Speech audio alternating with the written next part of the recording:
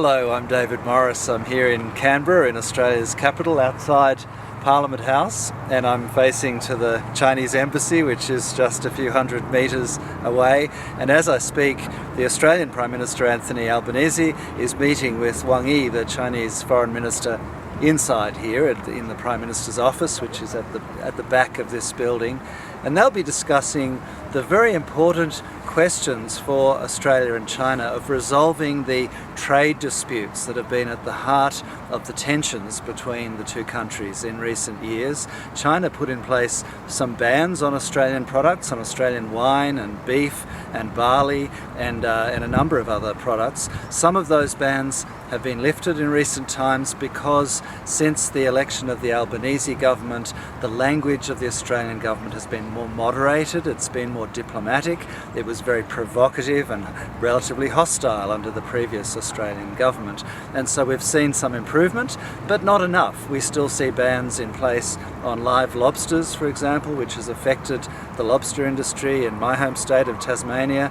And of course we're all anxiously awaiting the lifting of the 200% tariffs that were put on Australian wine. Australian wine used to be the top selling wine in China. Today, because of those tariffs, France has overtaken Australia and has snapped up a lot of that trade, just as the US and other countries picked up the trade that was blocked from Australia to China in recent years. So resolving these trade disputes will be one of the key deliverables from these meetings here in Canberra today, the visit of the Chinese Foreign Minister. Of course, there are other issues they'll be discussing, such as the long-term security of the Asia-Pacific region, and that's where Australia and China will have different views, of course, but we're going to have to find a way to listen to each other's views and to find a way to live together, because at the end of the day we are in the same region.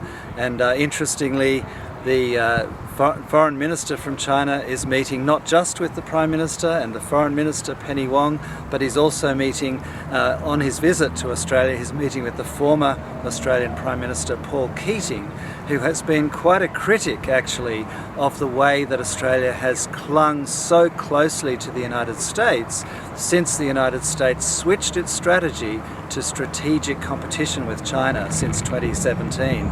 Paul Keating has argued that it would be much wiser for Australia to be more independent and to keep a strong, friendly relationship with China and an alliance with the United States, to be able to do both.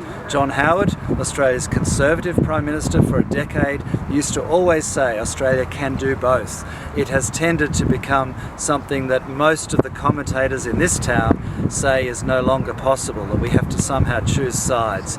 The Australian Prime Minister in the 90s, Paul Keating, does not subscribe to that view. He believes Australia should be confident, it's big and strong enough that Australia can find its way in the Asia-Pacific by being friendly with everyone, by having constructive relationships with all of the countries of Asia, including China, and with the United States as well, without being the US Deputy Sheriff.